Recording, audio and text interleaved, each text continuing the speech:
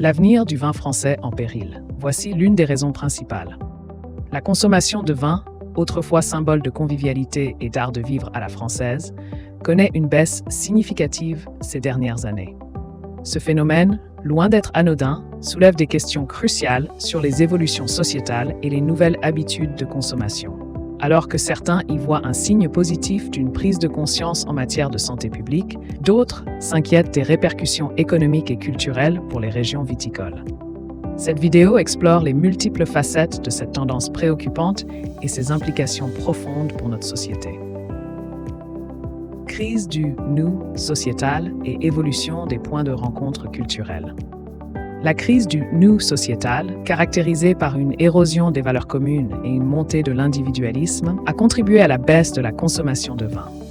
Autrefois, les discussions entre Français tournaient rapidement autour de la nourriture et du vin, symbole d'un lien social fort.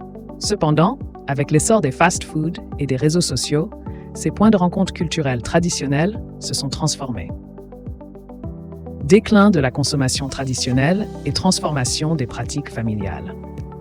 Le déclin régulier de la consommation de vin contraste fortement avec l'augmentation des mauvais alcools et des drogues. Autrefois, le goût du vin se transmettait au sein des familles, marquant un rite de passage vers l'âge adulte.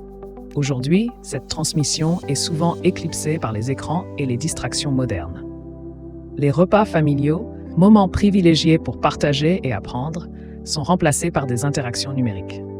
Le vin, autrefois symbole d'un art de vivre accessible à tous, est désormais perçu comme un luxe réservé aux classes aisées.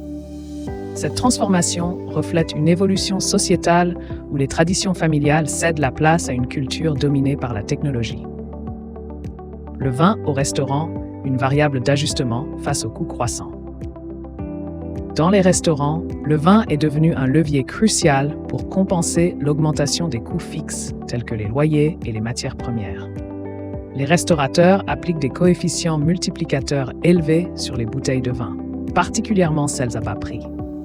Par exemple, une bouteille achetée 8 € peut être vendue 4 fois plus cher, tandis qu'une bouteille à 150 € ne subira pas la même majoration. Cette stratégie permet de maintenir des marges bénéficiaires tout en offrant des options abordables aux clients. Impact économique et social et appel à une réforme viticole.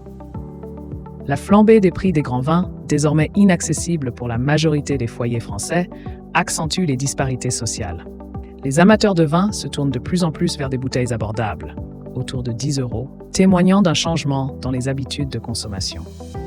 Face à cette réalité, un appel à une réforme viticole émerge. L'objectif est de produire des vins plus faciles à consommer, moins alcoolisés et respectueux des terroirs. Cette approche vise non seulement à rendre le vin plus accessible, mais aussi à répondre aux attentes d'une nouvelle génération de consommateurs soucieux de qualité et de durabilité.